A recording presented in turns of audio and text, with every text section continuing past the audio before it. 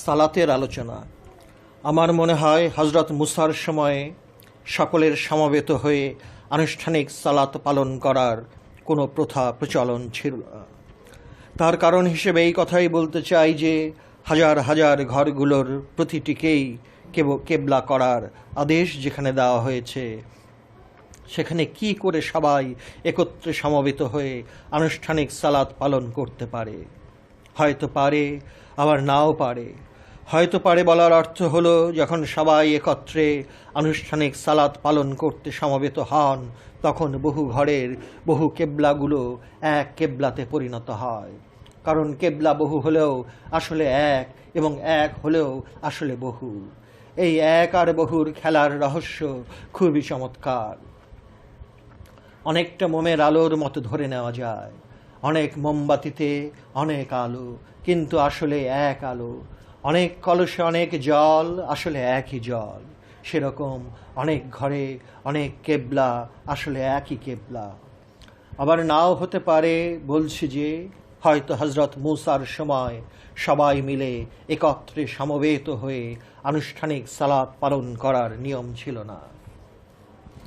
কারণ মহানবীর উম্মতের যেমন জামাতবন্দি হয়ে আনুষ্ঠানিক সালাত পালন করার নিয়ম চালু হয়েছে, উহা এমনকি মহানবীর মক্কাতে অবস্থানকালেই চালু ছিল। আর হজরত মুসার কথা তো প্রায় 5000 বছর আগের ঘটনা। সুতরাং মক্কাতে অবস্থানকালেই জামাতবন্দি হয়ে আনুষ্ঠানিক সালাত পালনের প্রচলন ছিল না। হিজরতের পর মদিনাতে এই আনুষ্ঠানিক সালাত পালন করার প্রথা সেদিন প্রচলন করেন আমাদের মহানবী। সুতরাং সালাত পালন করার নিয়ম কানুন, আনুষ্ঠানিক রীতিনীতির পরিবর্তন করা হয়েছে, এবং এক নবী এক এক রকম নিয়ম কানুন প্রচলন করতে পারেন, এবং এই সব নিয়ম কানুন যুগের চাহিদা অনুযায়ী পরিবর্তন হতে পারে। কিন্তু মূল নীতি সালাত কায়েমের প্রশ্নটি অবশ্যই অপরিবর্তনীয়, অর্থাৎ এক ও অখণ্ড। আল্লাহর আইন কখনোই বদল হয় না। কোরআনের এই কথাতে মূল নীতির কথাই বলা হয়েছে, ব্যবহারিক পদ্ধতির কথা বলা হয়নি। কারণ ব্যবহারিক পদ্ধতির পরিবর্তন একটি মানুষের জীবনে অনেক রকম দেখে যেতে পারে। কায়েম করো সালাত বাক্যটি হলো মূল নীতি। মূল নীতি বলে এই বাক্যটির ব্যবহার প্রথম মানব হজরত আদম হতে হজরত মুহাম্মদ পর্যন্ত হুবহু একই রকম ভাষায় পাওয়া যায়। অর্থাৎ সমস্ত নবীদেরকেই কায়েম করো সালাত উপদেশটি তাদের নিজ নিজ উম্মতদের জন্য দেওয়া হয়েছে। কায়েম করো সালাত কথাটির আসল অর্থ কি হতে পারে? কায়েম বলতে কি বোঝায়? চিরস্থায়ী করে রাখাকেই বলা হয় কায়েম করা। কি সেই বিষয়টি যাকে চিরস্থায়ী করে রাখার আদেশ দেওয়া হয়েছে? সালাতই হলো সেই আদেশ দেবার বিষয়টি।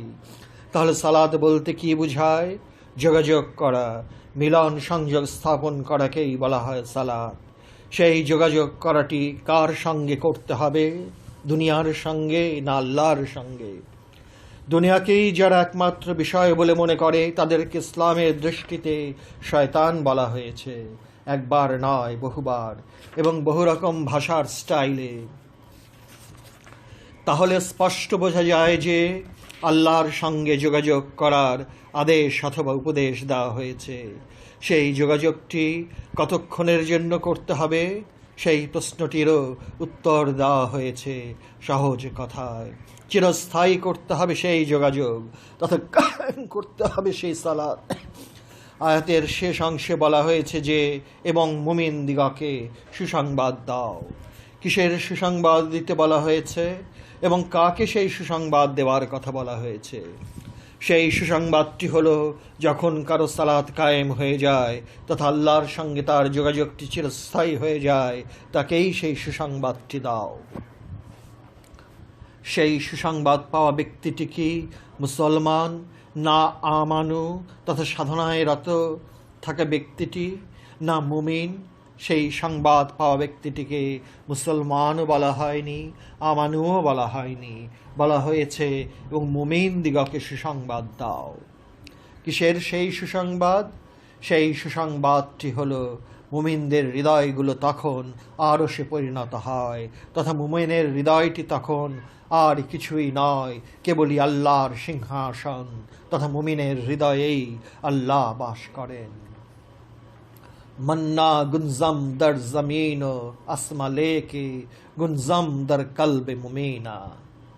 মুমিনের হৃদয়তেই যদি আল্লাহর থাকার স্থান বলে ঘোষণা করা হয়ে থাকে, তাহলে প্রতিটি মুমিনের কলবি হল মসজিদুল হারাম। সুতরাং এই মসজিদুল হারাম মক্কাতে নেই, তথা ইহার অবস্থান মক্কাতে নয়, মুমিনের হৃদয়ে অবস্থিত। আর যে কাবা ঘর উহা বহাল তবিয়াত মক্কাতেই অবস্থিত। অবশ্য সেই কাবাঘর বলতেও জাহিরি কাবাঘরকে বোঝানো হয়েছে, বাতেনি কাবাঘর নয়।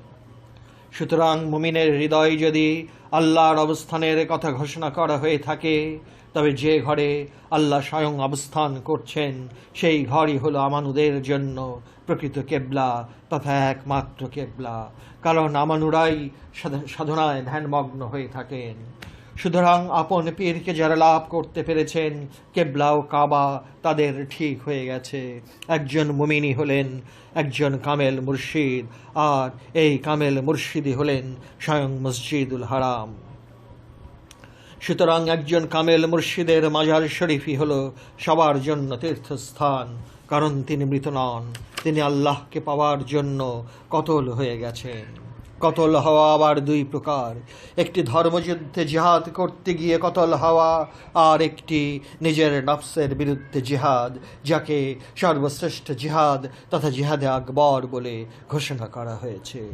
সুতরাং তিনি কখনোই মৃত নন, না না, তিনি কখনোই মৃত নন, তিনি চিরজীবন্ত বলে বারবার প্রচণ্ড জোরের সঙ্গে এই কথা কোরআনুল করিমের সূরা বাকারার 154 নম্বর আয়াতে ঘোষণা করা হয়েছে। আত্মার বিজ্ঞানী পীর বাবা হযরত আউল হোসেন খেরকানি বলেছেন যে মুমিনের জন্য সকল স্থানই হলো মসজিদ, সকল দিনই হলো শুক্রবার এবং সকল মাসই হলো রমজান মাস। তার কারণ হলো মুমিন যেখানে থাকেন আল্লাহর সঙ্গে থাকেন।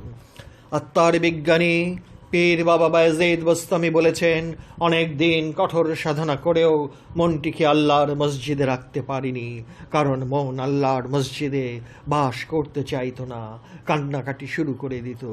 কিন্তু যখন আল্লাহর রহমত অবতীর্ণ হয়ে মনটিকে আল্লাহর মসজিদে নিয়ে যাওয়া হলো, তখন মনটি আনন্দে হাসতে লাগলো। পীর বাবা হযরত বায়েজিদের এই কথাটির অর্থ যদি ইট অথবা মাটির তৈরি মসজিদের কথা বলা হয়েছে বলে কেউ ধরে নিতে চায়, তাহলে একজন সামান্য বুদ্ধিমান ব্যক্তিও হাসবে। কোরআনের সূরা কুরাইশে আল্লাহ বলেছেন যে ফালিয়াবুদ রাব্ব হাযাল বাইত, অতএব তোমার এই ঘরের রবের গোলামি করো। যেহেতু এই ঘরটির সহিত রব শব্দটি লাগিয়ে দেওয়া হয়েছে, তার প্রধান কারণ হলো ঘরটির সঙ্গে রব ব্যবহারের কোনো দামই থাকতো না যদি কাবা গৃহটিকে মানব মনের প্রতীক রূপে গ্রহণ করা না হতো। তাহলে আল্লাহকে কোরআনে এই বলে ঘোষণা করতে হতো যে মালিক হাজাল বাইত। কেন এরকম বলতে হতো? কারণ প্রাণহীন কাবা ঘরের রব হতেই পারে না, বরং সেক্ষেত্রে মালিক, অধিকারী অথবা পরিচালক বলা যেতে পারে। কিন্তু এখানে কোরআনের ঘোষণাটি হলো রাব্ব হাযাল বাইত, অর্থাৎ আল্লাহ বলেন এই ঘরের রব। কিন্তু ইহা ঘরের রব নহে, সত্যিকার অর্থে এই কেবলা বাইরের কোনো বিষয় নয়। সামাজিকতার প্রশ্নে বাইরে যে কেবলা প্রতিষ্ঠার দরকার হয়ে থাকে, উহা কেবল অনুষ্ঠান ধর্ম পালনের জন্য প্রয়োজন। মনকে তাগুত শূন্য করতে পারলে তথা মনের মাঝে লুকানো অগণিত মূর্তিগুলোকে ভেঙে ছারখার করে দিতে পারলেই রব সেখানে আসন গ্রহণ করবেন, এবং আসন গ্রহণ করার সঙ্গে সঙ্গেই উহা আল্লাহর আরশ রূপে পরিগণিত হয়। কারণ রব কখনো তার খেয়াল খুশির মতো অধিষ্ঠিত হন না এবং হবার বিধান তিনি রাখেননি। কারণ তাগুত তথা অগণিত মূর্তিগুলো যাহা মনোরাজ্যে সবসময় বহাল তবিয়তে বাস করছে, উহা সরাবার বহন দায়িত্ব সাধকের নিজের, যদিও আবার রবের বিশেষ অনুগ্রহ ছাড়া সম্ভবপর নয়। কথাগুলোর ভাবধারা যেন আত্মবিরোধের নদীতে হাবুডুবু খাচ্ছে বলে মনে হয়, কিন্তু তা মোটেই নয়। কারণ আমাদের মন বহুর পূজা করছে বলে নিখুঁত দেখতে পাই না। এই যে নিখুঁত দেখতে পাই না, তার কথাও কোরআনের সূরা মুলকের ৩ নম্বর আয়াতটিতে সুন্দর করে বলা হয়েছে। কেবলার দিকে তাকিয়ে থাকার নাম হলো বন্দেগি, কেবলার দিকে মনোযোগ দেওয়ার নাম বন্দেগি, কেবলার প্রতি মহব্বত রাখাও বন্দেগি। কেবলার প্রতি যে কোনো রকম ভক্তি আর ভালোবাসার আকর্ষণ সবই হলো বন্দেগি। কেবলার দিকেই আল্লাহর পরিচয় পাওয়া যায় এবং কেবলার মধ্যেই আল্লাহর নূরের বিকাশ হয়ে থাকে। কেবলমাত্র এজন্যই কেবলার বাইরের দিকটাকেও তাজিম করার আইন শরীয়তে রাখা হয়েছে। খাজা গরিবে নেওয়াজ মঈনুদ্দিন হাসান চিশতি আজমেরি তার লিখিত কয়েকটি চিঠির মধ্যে একটি চিঠি খাজা কুতুবুদ্দিন বখতিয়ার কাকিকে এই বলে উপদেশ দিয়েছেন যে, জানিয়ে রাখো বাবা কুতুবুদ্দিন একজন কামেল পীরই হলো আসল কাবা, সুতরাং আসল হজও হলো এই কাবাকে কেন্দ্র করে। তোয়াফ করাও এখানে, বরকত করাও এখানে এবং খাসুল খাস রহমত লাভ করাও এইখানে। তাই বিশ্ববিখ্যাত হজরত আমির খসরু তার দিওয়ানে একটি খুবই সাংঘাতিক কথা বলেছেন, যে কথার সঙ্গে খাজা বাবার উপদেশটির একদম হুবহু মিল পাওয়া যায়। হজরত বাবা আমির খসরু তার দিওয়ানে যে মারাত্মক কথাটি পরিষ্কার ভাষায় বলে গেছেন, উহা দিল্লিতে গেলেই কাওয়ালদের কাওয়ালিতে শুনতে পাবেন এবং যদি আরবি ফার্সি ভাষা কিছুটা জানা থাকে তবেই চমকে যাবেন। বাবা আমির খসরু বলেছেন, আমি প্রেমের কাফের কিন্তু ইসলামের বান্দা নই। খসরু তো কেবলই পীর পূজা করে, পীর পূজাই আমার ইবাদত, পীর পূজাই আমার জীবন এবং পীর পূজাই আমার হৃদয়ের একমাত্র চাহিদা। কারণ আমি আর কারো পূজা করি না এবং করার ইচ্ছাও নেই, কারণ আমার পীর নিজামুদ্দিনই হলেন আমার জ্যান্ত কাবা। অধম লেখক বাংলাদেশের একমাত্র ইসলামিক প্রতিষ্ঠান ইসলামিক ফাউন্ডেশনকে একান্ত অনুরোধ করছি যে দিওয়ানে আমির খসরু, দিওয়ানে শামসে তাবরিজ বাংলা ভাষায় হুবহু অনুবাদ করে দিন। তাহলে ইসলামের উপর যারা ভ্রান্ত মতবাদ বিজ্ঞ দার্শনিক সেজে হিয়া হুয়া প্রচার করেন তাদের মৃত্যু ঘণ্টা আপোষে বেজে উঠবে। কিন্তু এরকম মহান কাজটি কি ইসলামিক ফাউন্ডেশন করবে? এখন পরিষ্কার বোঝা যাচ্ছে যে একজন কামেল পীরই হলেন প্রকৃত কাবা। যদি তাই না হতো তাহলে ইসলামের এত বড় বড় মহাপুরুষেরা কখনোই পীর পূজার কথা বলতেন না। আসলে পীর পূজাই যে আসল কাবার পূজা করা, এটা ব্যাখ্যা করে বুঝিয়ে না দিলে বিষয়টির আসল রহস্য সাধারণ মানুষের পক্ষে ধরা খুবই কঠিন হতো। আধুনিক বিজ্ঞানের মূল ভিত্তি ল অফ রিলেটিভিটি আর কোয়ান্টাম মেকানিজমের রহস্য মাত্র হাতে গোনা কয়েকজন বলে দিয়ে গেছেন, অথচ পৃথিবীতে 500 কোটি লোকের মাথার মগজ হতে এই থিওরি বের না হয়ে হাতে গোনা মাত্র কয়েকজনের মাথা হতে বের হলো।